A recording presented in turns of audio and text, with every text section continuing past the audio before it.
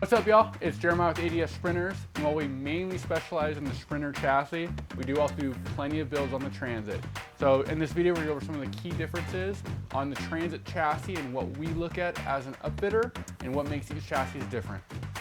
Getting into it, the biggest thing is our initial length. All right, so the Transit 148 Extended is 162 inches of usable floor space behind the front passenger seats, all the way to my back trim.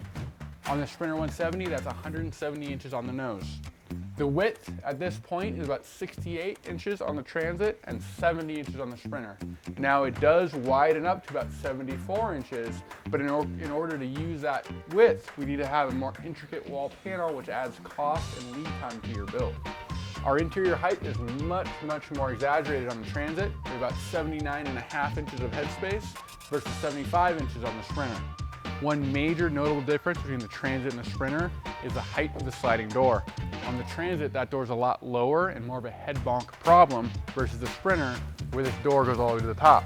As I'm entering, I need to be mindful not to hit my head.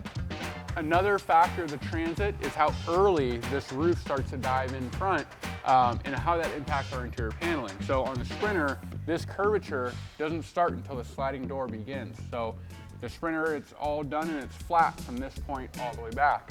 Since this curve starts so much more drastically back here, I need to make my interior paneling much more complex. That adds time, cost, and overall complexity to your interior structures. With the different roof height options for the Transit, Ford has run their wiring harness in the same spot on each of the chassis.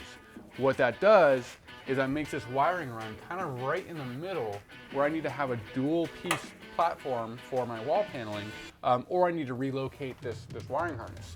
Ford has some very interesting interior wall stampings, and now they have cutouts for speakers and all the different components for their passenger vehicles. It makes it really difficult for us to build as far as a campervan or a commercial vehicle. The wall comes up straight, dives outwards, comes back in, straightens back out. While in essence that does give you more measurement space on the inside of the van when it's empty, we can't really take advantage of that space with our builds without making the panels do weird shapes. It just isn't always possible. These pillars, the main upright pillars, are also all hardened steel. So that means that adding a screw or a rib nut or anything attaching to these points is incredibly difficult and requires special tooling. So the Transit does have a nice overhang behind the rear wheel well.